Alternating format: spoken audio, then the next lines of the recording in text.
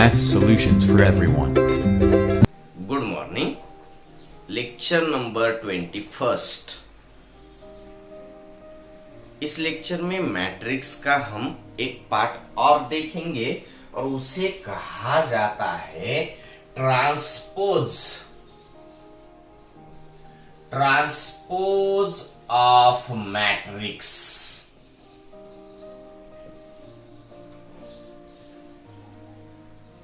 Transpose of matrix होगा क्या इसमें? अगर आपके पास मैट्रिक्स ए है 1 2 -5 2 0 -3, अब ये है 2 रोज इंटू 3 कॉलम में। अब मैं क्या कर रहा हूं, यहां पर रो और कॉलम अगर इंटरचेंज किए जाएंगे, यानी रो को मैं एज अ कॉलम लिखूंगा, interchanging the rows and column, यानी ए का ट्रांसपोज बन जाएगा। सिर्फ क्या करना है, रोज और कॉलम्स को इंटरचेंज करना है। उसी को आप क्या कहेंगे? Transpose of matrix. तो होगा क्या, इस रो को मैं एज अ कॉलम देखूंगा 1 2 -5, first row as a first column, second row as a second column 2 0 -3, 3 rows into 2 column, 3 rows into 2 column, 3/2 matrix. इसी को कहा जाएगा ट्रांसपोज ऑफ मैट्रिक्स और लिखा जाएगा ए ट्रांसपोज ऑफ ए। इस ए का ट्रांसपोज ये होगा और इसमें आपको कुछ दिक्कत नहीं आनी चाहिए। सिंपल, बहुत ही सिंपल पार्ट है ये। अब इस ट्रांसपोज को हमें यूज करना होगा नेक्स्ट ईयर 12th में, जहां पर हमें मैट्रिक्स का इनवर्स देखना होता है। जब हमें मैट्रिक्स का इनवर्स फाइंड करना होगा, तब जाकर हमें ट्रांसपोज का यूज करना होगा। तो चलो, हम आज के लिए मैंने जो प्रॉब्लम चूज किया है वो थोड़ा डिफरेंट है, हमें कुछ बातें समझाएगा। तो प्रॉब्लम पहले हम लेते हैं, यहां पर लिख लेते हैं। If matrix of A with I यानी रो, J यानी कॉलम 3/3 में है, वेयर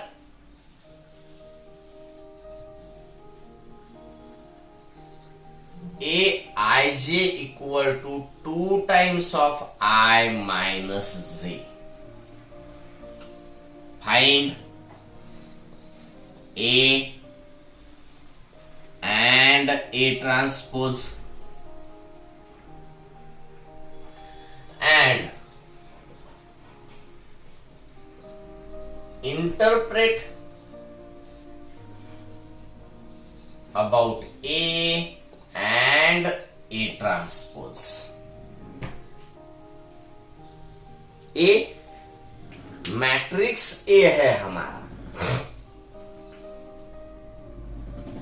तो ए ही हमें यहां पर फाइंड करना है और ए का हमें ट्रांसपोज भी लिखना है। ट्रांसपोज में तो आपको कुछ भी दिक्कत नहीं आएगी, मगर यहां पर ओरली हमें ए ही फाइंड करना है। एक्चुअल में हमें ए ही फाइंड करना है। अब ए फाइंड करने के लिए हम करेंगे क्या? तो ए फाइंड करने के लिए हमें जो बताया गया है उस दोनों कंडीशंस को नजर में रखना होगा। अब आपका ए जो है मैट्रिक्स 3x3 फॉर्म में है, तो आपको मालूम है 1 प्लेस यहां होगी, 1 प्लेस, यहाँ 1 प्लेस, यहाँ 2 प्लेस, 2 प्लेस, 2 प्लेस, यहाँ 3 प्लेस, 3 प्लेस और 3 प्लेस। ये तो हमने डिटर्मिनेंट में स्टार्ट में ही देखा था।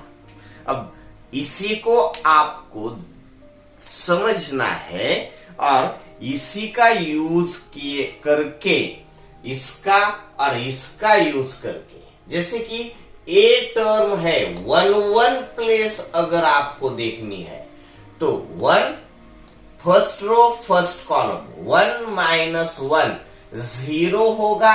यानी हम देखेंगे तो आपको अच्छे से नजर आएगा कि 1 प्लेस अगर आप फाइंड करते हो तो 2 - 1 यानी 0 बन जाएगा। यानी 1 प्लेस यहां पर आएगा आपका 0। 1 प्लेस देखते हैं आप अगर, तो 2 इसी पर 1 प्लेस का एलिमेंट अगर हमें फाइंड करना है तो 1 प्लेस यहां पर 2 होगा। 2 यानी 2 यानी ये होगा -2। 1 प्लेस यहां पर 3 प्लेस भी 2 क्योंकि 1 I 3 J है। I for row, J for column use किया गया है यहां पर। तो 1 - 3 होगा क्या? -2 × 2 -4 बनता है। यानी हम क्या फाइंड कर रहे हैं? ए के एलिमेंट फाइंड कर रहे हैं, जो कि हमें मालूम हो रहा है 1 प्लेस पर 0 है, 1 प्लेस पर -2 है, 3 प्लेस पर -4 है। दिखाई देता है ना आपको ये सब? इसका ही हमें यूज करना है। अब 1 प्लेस भी आप फाइंड कर सकते हो। A21 of 2 - 1 यानी 2। अब 2 प्लेस देखिए आप, 2 of 2 - 2 यानी 0। अब आप 3 प्लेस देख सकते हो, आपको पता चलेगा 2 of 2 - 3, तो 2 - 3 होगा -1 × 2 -2। 1 प्लेस का होगा 2 of 3 - 1 यानी 4, 2 2 4। 2 प्लेस का होगा 2 of 3 - 2 यानी 2 बनता है, और 3 प्लेस का होगा 2 of 3 - 3 यानी 0 बनता है। हमने क्या फाइंड कर लिया है? आप इसको अच्छे से देखिए, समझ लीजिए। क्या फाइंड किया है हमने? 1 प्लेस, 1 प्लेस, 3 प्लेस। इस मैट्रिक्स के 3x3 मैट्रिक्स जो है हमारा, उसके सभी एलिमेंट्स 9 एलिमेंट्स हमने यहां पर देख लिए हैं। ये थोड़ा अलग था इसलिए मैंने आपके सामने रखा है। आपको यहां पर मैट्रिक्स ही फाइंड करना था। इस प्रॉब्लम को आप अच्छे से समझ लीजिए। एंड देयरफॉर ए मालूम हो जाएगा आपको 0 -2 -4, यहां पर 2 0 -2, यहां पर 4 2 0, और अब एंड ए का ट्रांसपोज भी आप लिख सकते हो। क्या होगा? First row as a first column, interchanging rows and column, interchanging rows and column, उसे ही आप क्या कहेंगे, ट्रांसपोज ऑफ ए। तो ए का ट्रांसपोज लिखने के लिए first row as a first column लिखा जाएगा, second row as a second column लिखा जाएगा, third row as a third column लिखा जाएगा। ए और ए का ट्रांसपोज आपको मिल गया। और इंटरप्रिटेशन भी देखना है ए और ए ट्रांसपोज का, तो ए देख लीजिए और ए का ट्रांसपोज भी देख लीजिए, तो आपको पता चलना चाहिए कि यहां पर जो एलिमेंट्स है उनके अपोजिट साइन के यहां पर है, तो ये होगा स्क्यू सिमेट्रिक मैट्रिक्स। हाँ, यहां पर 2 है, यहां पर 2 होता, 4 यहां पर 4 होता, यहां 2 है, यहां पर भी 2 होता विथ सेम साइन, तो बन जाएगा ए सिमेट्रिक। मगर इसको कहेंगे आप स्क्यू सिमेट्रिक। सही बात है। और इसको भी अगर आप देखते हो तो ए भी, ए का ट्रांसपोज भी स्क्यू सिमेट्रिक मैट्रिक्स ही है। यहां पर अच्छे से दिखाई देता है ना आपको। मैट्रिक्स तो लिखेंगे हम matrix A and transpose of A both are skew symmetric matrix. Both are skew symmetric matrix. Simple है आपके लिए। आप अब क्या करेंगे, हम अभी तो मैट्रिक्स को यहां पर कंप्लीट करते हैं। कुछ बातें और समझने की जरूरत है भी, मगर वो 12th के लिए रखते हैं। कुछ प्रॉब्लम्स आप मगर सेफ में करते रहिए, अलग अलग तरीके के प्रॉब्लम्स आप देखिए। स्टेट बोर्ड का भी आप यूज कर सकते हो, या फिर आप एनसीईआरटी टेक्स्ट बुक का भी यूज कर सकते हो, या फिर आप अदर सोर्सेस से भी प्रॉब्लम्स को कलेक्ट करते रहिए, उनको सॉल्व करते रहिए। क्योंकि कंसेप्ट वाइज अगर आप देखते हो तो इतना ही आएगा मैट्रिक्स में, और इतना कंसेप्ट वाइज अगर देखते हो, मगर कंसेप्ट अच्छे से आपके माइंड में सेट होने के लिए आपको ज्यादा से ज्यादा वैरायटीज में प्रॉब्लम्स सॉल्व करने होंगे, तभी आपके माइंड में सेट होगा transpose of matrix. Transpose of matrix, symmetric matrix, skew symmetric matrix, singular matrix, non singular matrix, row matrix, column matrix, square matrix, diagonal matrix, unit matrix, upper triangular matrix, lower triangular matrix, ये सभी बातें आपके mind में अच्छे से set होने के लिए आपको उसको अच्छे से देखना होगा। उसी टाइप के नंबर ऑफ प्रॉब्लम सॉल्व करने होंगे, तभी ये बात आपके माइंड में अच्छे से सेट हो जाएगा। और जब तक आपके माइंड में ये बात अच्छे से सेट नहीं होती है, तब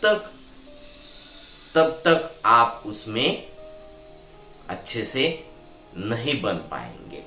अबे मैट्रिक्स का यूज हमें अलग अलग फॉर्म में करना है। जैसे कि मैंने आपको कहा था, डिटर्मिनेंट का भी यूज करना होगा आपको।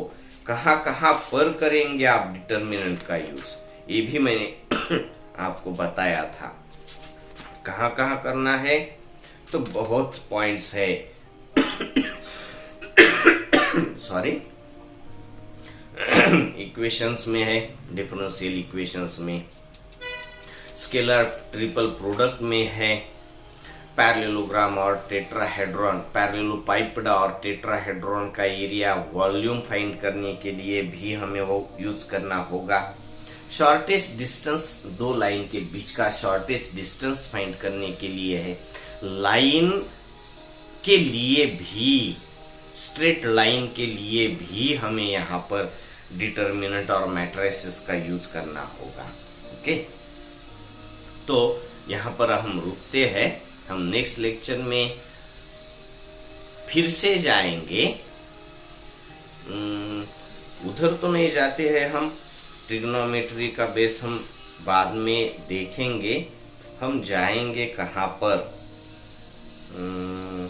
ठीक है चलो अब हम लिमिट की तरफ जाते हैं। लिमिट, कंटिन्यूटी, डिफरेंशिएबिलिटी, डिफरेंशिएशन यानी डेरिवेटिव, और उसके साथ इंटीग्रेशन, यहाँ तक जाना होता है। इंटीग्रेशन और डेरिवेटिव के बेस पर डिफरेंशियल इक्वेशन, यहाँ तक हम जाएंगे, मगर स्टार्ट करेंगे लिमिट। ओके चलो बाय।